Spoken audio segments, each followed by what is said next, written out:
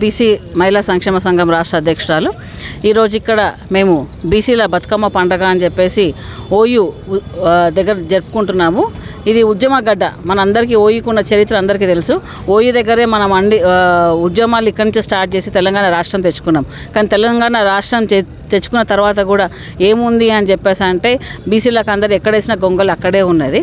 కాబట్టి మేము ఇది బతుకమ్మ ఏదో ఏదో ఆడవాళ్ళ పండగ ఏదో ఆడుకుంటున్నామని కాదు. దీనివల్ల బీసీల బతుకమ్మ పండగను మేము చేయడం వల్ల ఉద్దేశం ఏంటంటే మా బీసీల వాదం వినిపించడానికే మేము ఈ బీసీ బతుకమ్మ అన్న పేరు పెట్టుకున్నాం. ఇప్పుడు బతుకమ్మ అని సంబరాలు అని చేసుకోవచ్చు, కానీ బీసీల బతుకమ్మ అంటే మా బీసీల బతుకులు ఎలా ఉన్నాయో చెప్పుదామని చెప్పేసి మేము ఇప్పుడు పాడిన పాట కూడా నార్మల్ బతుకమ్మ పాట కాకుండా మా బీసీలకు జరుగుతున్న అన్యాయం గురించే మేము ఒక పాటగా రూపొందించుకొని ఆ పాట పైనే మేము ఇక్కడ బతుకమ్మ ఆడడం జరిగింది. తరతరాలుగా మాకు జరుగుతున్న స్వాతంత్రం వచ్చి 78 సంవత్సరాలైనా మా బీసీల బతుకులు మారలేదు. ప్రభుత్వాలు మారుతున్నాయి, ఎన్నో చట్టాలు వస్తున్నాయి, కానీ బీసీ మహిళల కోసం అని చట్టం అసలు రావట్లేదు. ముఖ్యంగా ఇప్పుడు ఆ ప్రభుత్వం అలా తెలంగాణ రాష్ట్రం 1400 పిల్లలు మా బీసీ పిల్లలు చేసిన ప్రాణత్యాగంతో వచ్చిన తెలంగాణ రాష్ట్రంలో మా బీసీలకు ఏం జరిగింది, ఏం ఒరిగింది? ఆ ప్రాణత్యాగం చేసిన వాళ్ళ ఫ్యామిలీ మెంబర్స్కి ఏం దొరకలేదు. తర్వాత వేరే వాళ్ళకు కూడా మిగతా వాళ్ళకు కూడా ఎవరికి కూడా వాళ్ళ ఫ్యామిలీ ఎవరికి కూడా ఏం దొరకలేదు.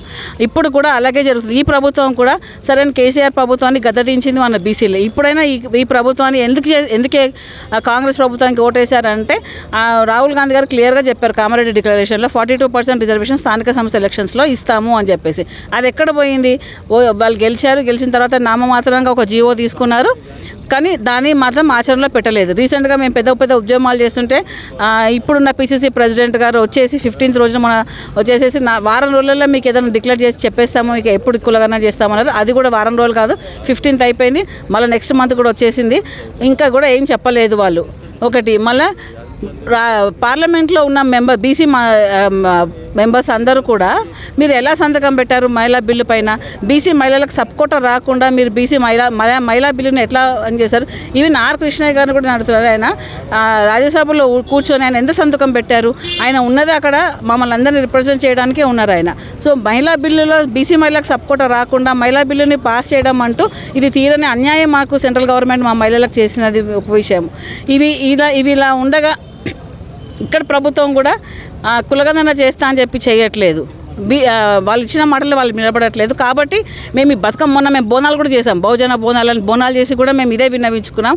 వీళ్ళు వినట్లేదు మా మొరాన్ని అమ్మవారికి మెరవెట్టుకున్నాం. ఇప్పుడు కూడా బతుకమ్మ అంటే అదొక ప్రకృతికి సంబంధించిన పువ్వులతోని అంటే గౌరమ్మ అమ్మవారికి మేము వినిపించుకోవడానికే మేము ఈ పండుగ చేస్తున్నాము. అన్ని పూజలు మేము పూలతో చేస్తే పూలకే జరుగుతున్న ఒక మంచి పండగ ఈ తెలంగాణ సంస్కృతి పండగ.